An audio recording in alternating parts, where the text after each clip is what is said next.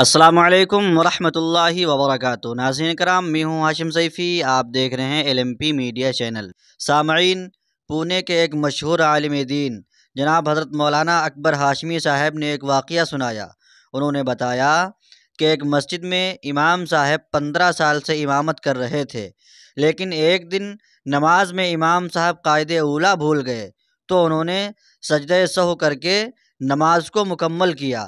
نماز کے بعد امام صاحب کے اوپر تبلیغی جماعت والوں نے غصے کا اظہار کیا تو امام صاحب نے کہا کہ ہم نے سجدہ سہو کر کے نماز کو مکمل کر لیا ہے، لہٰذا ہماری نماز ہو گئی ہے۔ لیکن ان لوگوں نے کہا کہ چلو اپنے مفتی صاحب کو فون کرتے ہیں۔ بہرحال عشاء کے بعد مجلس بیٹھی، مشورہ کر کے امام صاحب کو ایک جھٹکے میں نکال دیا۔ آئیے مولانا کی زبانیں سنتے ہیں۔ میرے محترم دوستو، ابھی میں آپ کو اور کیا کیا بتاؤں کہ کیسے ہم نے اپنی بد اخلاقیوں سے، علماء کی مخالفتیں، ائمہ کی مخالفتیں، یہ مبارک کام اکرام مسلم میں آخر میں یہ سکھایا جاتا، بڑوں کی عزت کرے، چھوٹوں پہ شفقت کرے اور علماء دین کی قدر کرے، اس لیے کہ انبیاء کے وارث ہے۔ اور ہم نے یہ علماء کی قدر کی کہ ہمارے ساتھی ایک امام صاحب نماز پڑھا رہے ہیں، 15 سال سے امامت چل رہی ہے ان کی اس مسجد میں۔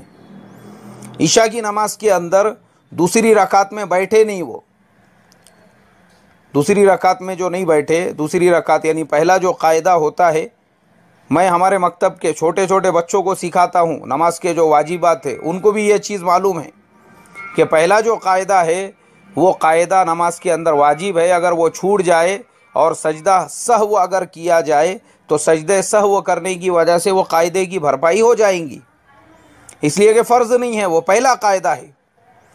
وہ 15 سال کا امام پہلا قاعدہ اس نے چھوڑ دیا اور سجدہ سہو کیا اور نماز مکمل کی۔ اس کے سلام پھیرتے ہی 2-4 اکابر کھڑے ہو گئے، ارے بہت غلطیاں کر رہے، بولے یہ ان کو کائی کو رکھے امامت کو، 1000 بار بولے ہم نے نکالو نکالو نکالو، سنتے نہیں بولے۔